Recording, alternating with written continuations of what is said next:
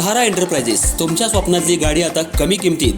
इचलकरंजी शहरालगत असलेल्या कबनूर चंदूर रोडवर कोन्नूर पार्कमधल्या सहारा एंटरप्राइजेस इथं पश्चिम महाराष्ट्रातली विविध बँका आणि फायनान्स कंपन्यांनी जप्त केलेल्या जुन्या दुचाकी आणि चारचाकी गाड्यांची विक्री केली जाते. शोरूम किमतीपेक्षा 25 ते 50% कमी दरात, उत्तम स्थितीत आणि संपूर्ण कागदपत्रांसह त्वरित डिलिव्हरी. दुचाकी 20,000 पासून पुढे तर चारचाकी 50,000 पुढे. आपल्या पसंतीची कार किंवा बाईक आता अगदी परवडणाऱ्या दरात घेऊन जा. विश्वास, पारदर्शक व्यवहार आणि उत्तम सेवा हेच आमचं वैशिष्ट्य. पत्ता Konnur park, Kabnur Chandur road, Ichalkaranji. Proprietor Rajubhai Ajgar. संपर्क 8055810910 आणि 9860785786. सहारा एंटरप्राइजेस, दर्जा, विश्वास आणि बचत यांचं परिपूर्ण ठिकाण.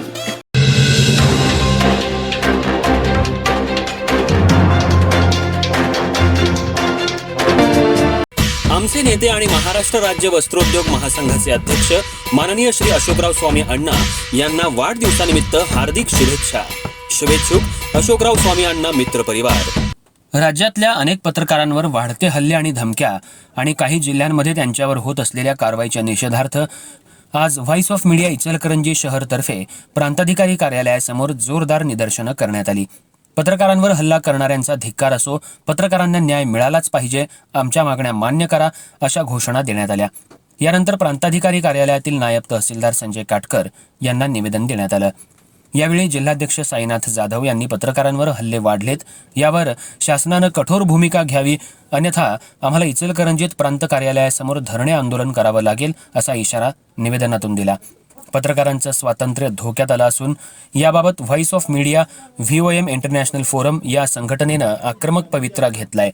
याचाच एक भाग म्हणून आज इचलकरंजी व्हॉइस ऑफ मीडिया तर्फे निदर्शनं करण्यात आली.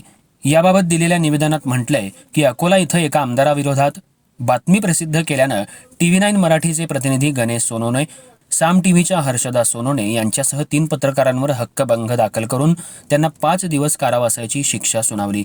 तसंच नांदेडमध्ये पत्रकार मुक्ता कदम यांनी नागरी सुविधांबाबत बातमी दिल्यानंतर निवडणूक आचारसंहितेचा भंग केला म्हणून त्यांच्यावर गुन्हा दाखल करण्यात आला.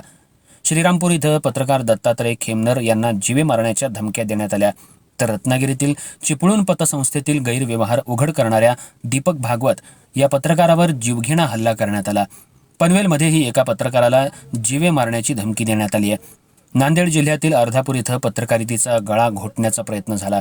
या सर्व घटनांचा निषेध आज इचलकरंजीत करण्यात आला आणि नायब तहसीलदार संजय काटकर यांना दिलेल्या निवेदनात पत्रकारांचं जीवन धोक्यात आलंय, याबाबत शासनाला आपण जाग आणून योग्य ती कारवाई करावी, अशी मागणी केली. यावेळी नायब तहसीलदार संजय काटकर यांनी आपल्या भावना शासनापर्यंत कळवू आणि तुम्हाला न्याय देण्याचा प्रयत्न करू, असं आश्वासन दिलं.